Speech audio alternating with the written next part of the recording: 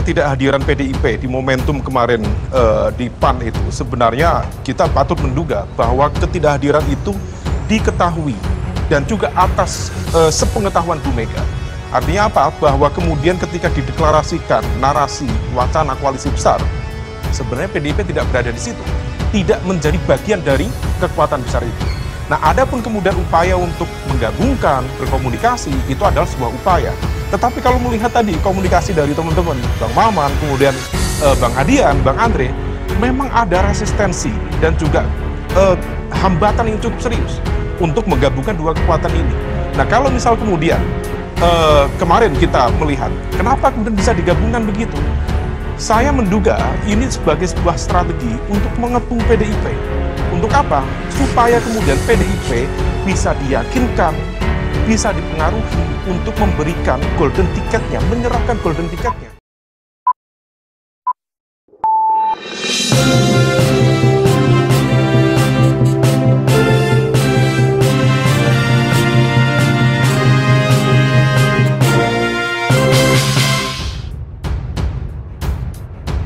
Faktor elektabilitas Prabowo yang melesat itu karena lebih keberuntungan, bukan karena kinerja.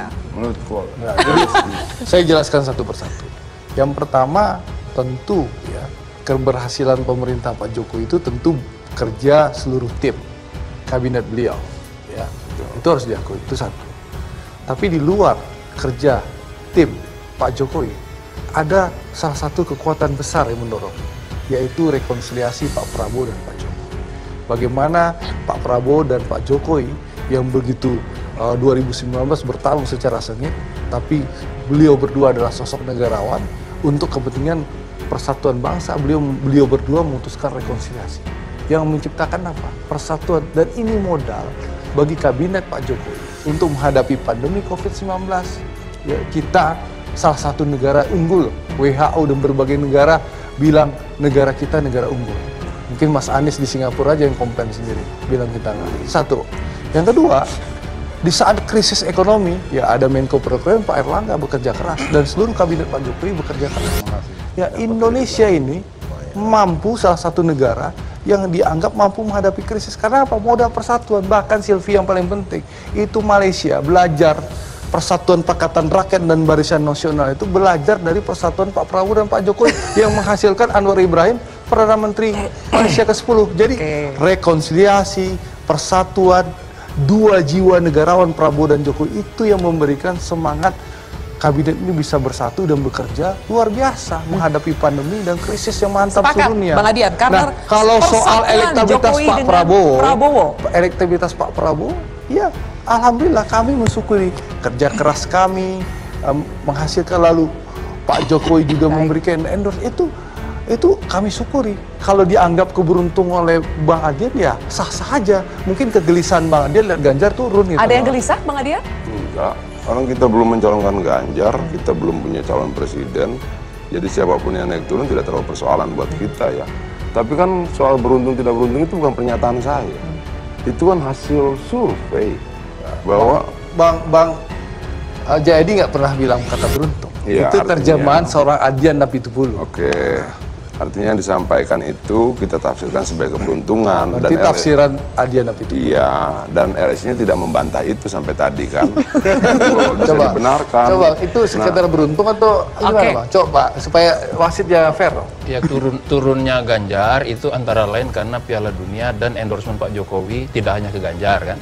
Karena kalau di data tadi sudah mulai terlihat penurunan Ganjar itu sejak Januari. Tapi turunnya dikit, 1% gitu. Cuman dia tajam sekali dari Februari ke April. Jadi berarti ada faktor lain yang mempengaruhi selain endorsement, yaitu Piala Dunia yang kita temukan gitu. Tapi naiknya kemudian membuat naik juga suara. Ya, betul. Prabowo kan. Betul. Nah, menariknya gini Bang Adian, dari turunnya 8 itu tampaknya cuma 3% yang ke Prabowo. Artinya tidak otomatis. Artinya tidak 8%-8%-nya. Tidak otomatis. Tapi tetap ada yang ke Prabowo. Tanpa dikerjakan Prabowo, dia pindah. Biar kita pindah dulu ya. Kita akhiri dulu di situ. Saya ingin tanya dulu. Sebentar. Kita bekerja, jangan sampai Adian Napitupulu hanya menganggap partai Anda aja bekerja, kita bekerja. Kita sampaikan bahwa 3% ini pindah. Saya tanya, bekerja nggak kita Bang Jai? Tadi sudah saya bilang ada faktor ketiga kan, ada 3 faktor kan. Faktor ketiga. Mas Zaky di sini senyum-senyum ngelihat ini berdua ini ya. Kalau Bang Zaky kan antitesis Jokowi. Nah, kita tanya. Pak Zaky melihat Ganjar Prabowo bertukar posisi, sementara capres yang didukung Nasdem, PKS dengan Demokrat itu kan masih bertahan di urutan ketiga. Komentar Anda? Ya, pertama kita mesti melihat dulu kalau situasinya saat ini jelas ya. Nah, kalau lihat judul koalisi besar versus partai besar. Ya, karena tulisannya partai besar, saya memprediksi itu Bang Adian ya. Karena kan PDI partai Perjuangan, bukan Bang Adian. Oh ya, PDIP gitu kan, partainya Bang Adian. Karena itu kan partai besar jadi hanya satu dan pemenang pemilu hanya Bang Adian. Lalu koalisi besar gitu. Koalisi besar itu berarti kan ada Bang Andre di sini, ada Bang Maman gitu. Nah, jadi saya ini sebagai koalisi perubahan menyaksikan dan menonton aja sebenarnya gitu. Karena bingung juga pada saat bicara mengenai koalisi besar, ada perbedaan signifikan gitu. Misalnya Bang Andre bolak-balik ketemu sama saya ini nanya, ya memangnya Demokrat kalau misalnya Mas Ahy itu tidak jadi cawapresnya Anies, memangnya Demokrat bertahan? Selalu bolak-balik nanya begitu gitu. Padahal sudah tegas dan jelas, Demokrat itu sudah menyampaikan, kami ini koalisi perubahan bergabung karena ide dan gagasan yang sama, itu buat perubahan. Dan sosok capres yaitu Anies Baswedan yang kami yakini bisa membawa perubahan dan perbaikan untuk 2024. Nah malah kami ingin bertanya sebenarnya, ini koalisi besar ini, Bang Andre bertahan nggak gitu? The Gerindra. Kalau misalnya ternyata bukan Pak Prabowo nih ujung-ujung, kan sekarang Pak Prabowo lagi baik-baikan sama Pak Jokowi misalnya gitu ya. Tahu mendadak 2-3 bulan kemudian, Pak Erlangga ternyata. Karena tadi Bang Adian ngomong prestasi ekonomi bagus. Karena Pak Erlangga nih Menko ini sebagai pemimpin Menko Perekonomian. Bukan masalah. Kalau dari sisi Anda sudah pasti bertahan, mau siapapun cawapresnya. Oh iya, kok kami jelas. Karena kami people first. Kami mengutamakan selama koalisi perubahan ini sama-sama komitmen mengusung perubahan dan perbaikan untuk rakyat. Ya kami akan konsisten di sini. Sementara Anda melihat koalisi besar belum tentu akan bertahan kalau misalnya capres atau cawapres bukan dari partai mereka. Iya, saya nggak tahu. Karena kalau kami kan fokus pada gagasan, ide, dan semangat perubahan dan perbaikan yang sama. Bukan pada harus siapa jadi capres, harus siapa jadi cawapres. Di kami nggak main itu dagang-dagang sapi, nggak main gitu. Ya, nah, kami makanya ingin nanya nih. Langsung saja. Nah, silakan dijawab mungkin Bang Andre. Gimana nih Bang? Pak Zaky itu sebenarnya harus tahu jawabannya. Kenapa koalisi kebangsaan ini yang disampaikan Bang Zul namanya koalisi kebangsaan ini bisa mau duduk bersama ya KIB dan KIR ini karena memang pertama ada semangat yang sama, frekuensi yang sama.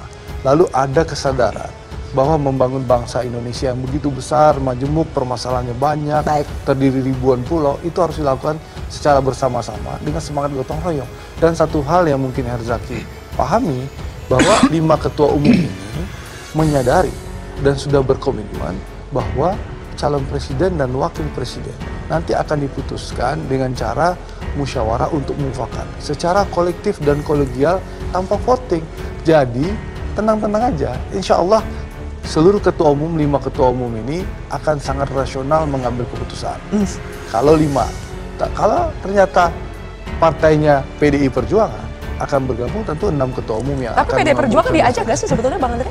Kalau dalam pertemuan 2 April itu kan PDI Perjuangan diajak. Kan sudah ada keterangan dari Bang Zulha sebagai pengundang. Itu pertemuannya. Maksud saya dalam koalisi besarnya akan diajak tidak sih? dan Mbak Puan pun sudah menyampaikan. Dalam koalisi besarnya akan diajak tidak sih? Kan sudah disampaikan oleh Pak Prabowo, Pak Erlangga, Pak Zulha semuanya bahwa akan ada pertemuan lanjutan dengan Ibu Mega. Jadi pasti diajak karena sekali lagi pasti semangat diajak. Pasti akan diajak untuk bertemu. Dan pasti diajak akan bertemu. Kenapa? Okay. Karena sekali lagi Zilvi, membangun Indonesia harus dilakukan secara bersama-sama dengan semangat gotong royong. Tidak bisa satu kelompok tertentu saja yang bisa membangun Indonesia. Sebentar, Mas Umar, benarkah karena faktor Indonesia tidak bisa dibangun di atas kepentingan satu kelompok saja, tapi harus bersatu dan semuanya? Itukah yang menjadi landasan terbentuknya koalisi besar atau ada faktor lain? Ini kan manis sekali ya. Kalau tagline disampaikan oleh Bang Andre tentu kita aminkan. Hampir semua koalisi akan menyatakan hal yang sama. Tetapi kita perlu cermati detail per detail.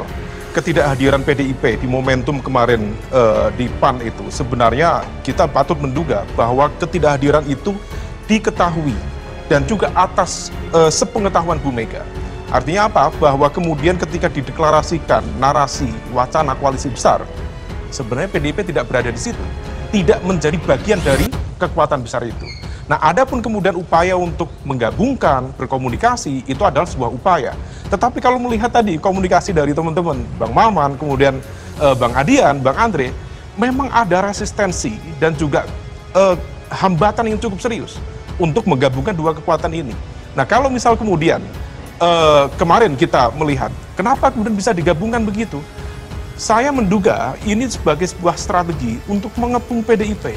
Untuk apa? Supaya kemudian PDIP bisa diyakinkan, bisa dipengaruhi untuk memberikan golden ticketnya, menyerahkan golden ticketnya kepada pencapresan. Misalnya dalam konteks ini, sepertinya yang disiapkan oleh teman-teman di Istana Presiden adalah Pak Prabowo dengan segala capaian tadi disampaikan oleh Bang Andre.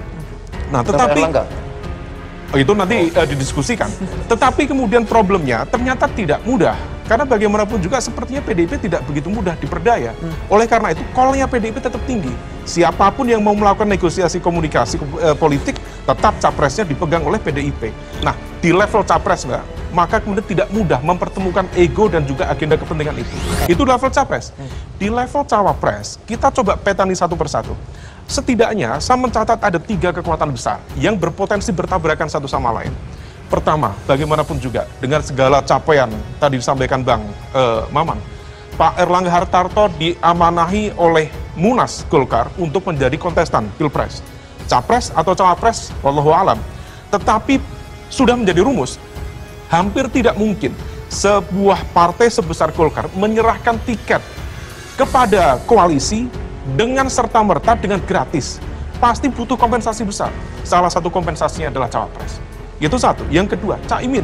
Caimin itu sudah punya ikhtiar, niat untuk menjadi cawapres. Itu sejak 2018 yang lalu, Mbak. Itu dulu brandingnya cawapres zaman now. Sekarang sudah now. Masih cawapres zaman now. Brandingnya macam-macam sekali. Gus Ami, Gus Imin, Panglima Santri, dan lain sebagainya. Kalau misal ini kemudian tidak sampai terjadi, saya berkeyakinan Caimin akan melakukan evaluasi serius terhadap skema koalisi itu.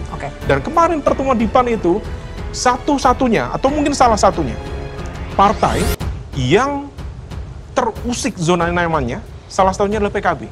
Karena dengan membuat basis koalisi antara Gerindra dengan PKB, itu adalah cara yang paling make sense untuk meletakkan Caimin kepada basis sebagai cawapres. Tetapi kalau kemudian ditarik lebih besar lagi, maka itu potensi akan semakin hilang. Itu yang kedua. Yang ketiga, PAN.